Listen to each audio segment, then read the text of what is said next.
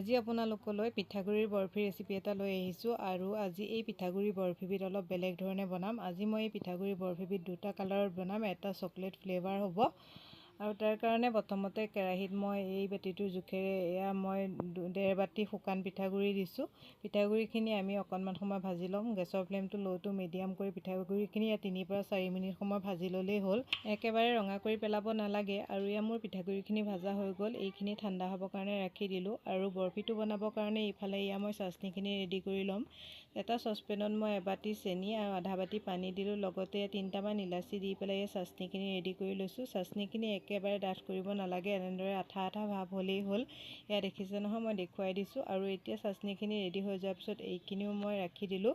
আৰু এইফালে চাওক, মোৰ ইয়াৰ পিঠাগুড়িখিনিও ঠাণ্ডা হৈ গ'ল। এতিয়া মই এটা মিক্সাৰ জাৰ লৈ পেলাই পিঠাগুড়িখিনি মিক্সি বাতিটোত দি দিলোঁ। গোটেইখিনি পিঠাগুড়ি দি দিয়াৰ পিছত এতিয়া মই ইয়াত দি দিছোঁ এই সোৱাদটো ভাল হ'বৰ কাৰণে এয়া অকণমান শুকান নাৰিকলৰ গুড়ি। যদি আপোনালোকৰ নাৰিকলৰ গুড়ি নাথাকে তেতিয়া আপোনালোকে নিদিলেও কোনো কথা নাই। লগতে দি দিছোঁ মই আধা কাপ মিল্ক পাউডাৰ, মানে পাউডাৰ গাখীৰ। আপোনালোকে ইয়াত পাউডাৰ গাখীৰটো এড কৰিব, তেতিয়া ইয়াৰ টেষ্টটো খুবেই ধুনীয়া আহে। তাৰপিছত এইখিনি গোটেইখিনি মই মিক্সিটো এবাৰ চলাই পেলাই একদম মিহি কৰি ল'লোঁ। আৰু দেখিছে নহয়, এয়া একেবাৰে পাউডাৰ গাখীৰৰ নিচিনা ধুনীয়াকৈ মিহি হৈ গৈছে। যদি এনেদৰে মিহি হৈ যায় তেতিয়া বৰফিটো খুবেই ধুনীয়া হয়। আৰু এতিয়া ইয়াত মই দি দিছোঁ এচামুচ জোখৰ ঘি। ঘিখিনি দিয়াৰ পিছত মই পিঠাগুড়ি, পাউডাৰ গাখীৰ আৰু নাৰিকলৰ মিশ্ৰণখিনি ধুনীয়াকৈ ঘিউখিনি মোহাৰি মোহাৰি এনেদৰে সানি লৈছোঁ।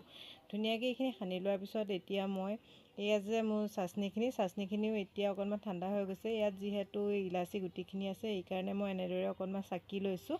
তাৰপিছত আৰু এয়া মোৰ 1 বাতিৰ চাচনি হ'ল। আৰু এতিয়া চাচনিখিনি অকণমানকৈ দি পেলাই এইয়া পিঠাগুড়িখিনি ধুনীয়াকৈ সানি গৈ আছোঁ। এয়া দেখিছে নহয়, যিমানটো প্ৰয়োজন হ'ব মই সিমানটো চাচনি দি এনেদৰে কমকৈ দি এইখিনি ধুনীয়াকৈ সানি যাম। এতিয়া মই হাতৰ সহায়ত এইখিনি সানিছোঁ। আৰু এতিয়া কিমানটো জোখত লাগিব সেইটো আপোনালোকে নিজে চাচনিখিনি দি ধুনীয়াকৈ সানি গৈ থাকিলে গম পাই যাব। এতিয়া মই ধুনীয়া এটা ডো কৰিব লাগিব, সেইকাৰণে মই চাচনিখিনি দি পেলাই ধুনীয়াকৈ সানি গৈ আছোঁ। আৰু এইখিনি অকণমান শুকান শুকান লাগিছে যিহেতু, এইকাৰণে মই ইয়াত আৰু অকণমান চাচনি দি পেলাই এইখিনি সানি ল'লোঁ। মোৰ 1 বাতি চাচনিৰ এইকণ চাচনি ৰৈছেগৈ। ধুনীয়াকৈ এইখিনি সানি লোৱাৰ পিছত ডোটো ৰেডি হৈ গ'ল। তাৰপিছত এতিয়া ডোটো মই দুটা ভাগত ভাগ কৰি লৈছোঁ। এটা ভাগত মই বগাকৈ ৰাখিছোঁ আৰু এটা ভাগত এয়া মই চকলেট ফ্লেভাৰ দিছোঁ। তাৰ কাৰণে মই কোকো পাউডাৰ ব্যৱহাৰ কৰিছোঁ। যদি আপোনালোকৰ কোকো পাউডাৰ নাথাকে, ডেইৰী মিল্ক চকলেট এটা আনি গলাই লৈ পেলাই ইয়াত ধুনীয়াকৈ এনেদৰে সানি ল'ব। মই ইয়াত কোকো পাউডাৰ আছিলে কাৰণে কোকো পাউডাৰ দি দিছোঁ। চকলেট ফ্লেভাৰটো খাবলৈ খুবেই ভাল হয়, সেইকাৰণে মই ইয়াত কোকো পাউডাৰ দিছোঁ। নাইবা আপোনালোকে ফুড কালাৰো দিব পাৰে। তাৰপিছত এইখিনি অকণমান যে বগাখিনি অকণ শুকাই যোৱাৰ দৰে হৈ গৈছিলে, এয়া যে অকণমান চাচনি আছিলে, সেই চাচনিখিনি দি পেলাই আকৌ ধুনীয়াকৈ মঠি ল'লোঁ। এতিয়া বৰফিখিনি মই জমাবৰ কাৰণে এখন এনেকুৱা ট্ৰে লৈ লৈছোঁ। ট্ৰেখনত এয়া মই ধুনীয়াকৈ অকণমান ঘি সানি লৈছোঁ। ঘি সানি ল'লে তেতিয়া বৰফিটো লাগি নধৰে। বৰফি বনাবৰ কাৰণে পিঠাগুড়ি যোনখিনি বগা মিশ্ৰণ আছিলে সেইখিনি তলত দি পেলাই এনেদৰে চামুচ এখনৰ সহায়ত ধুনীয়াকৈ এইখিনি বহলাই দিছোঁ।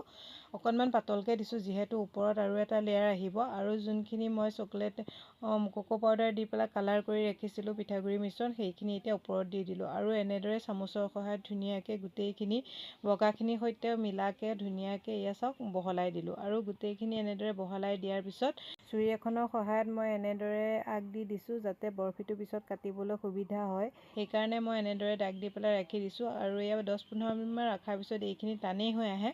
আৰু 10 মিনিটমান ৰখাৰ পিছত এয়া মই ধুনীয়াকৈ এইখিনি কাটি দিছোঁ।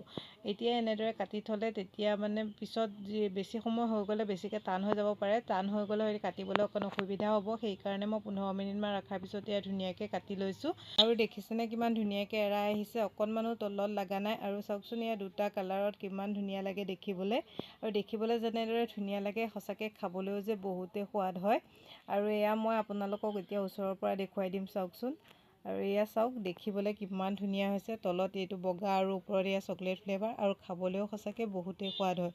যদি আপোনালোকে এনেদৰে পিঠাগুড়িৰে এই বৰফিবিধ বনাই খোৱা নাই, এইবাৰ বিহুত আপোনালোকেও এই ৰেচিপিটো এবাৰ ট্ৰাই কৰি চাবচোন। যদি মোৰ আজি ৰেচিপিটো চাই ভাল পালে লাইক, কমেণ্ট আৰু শ্বেয়াৰ কৰি দিব। তেতিয়াহ'লে আজিলৈ আহিছোঁ, বাই বাই।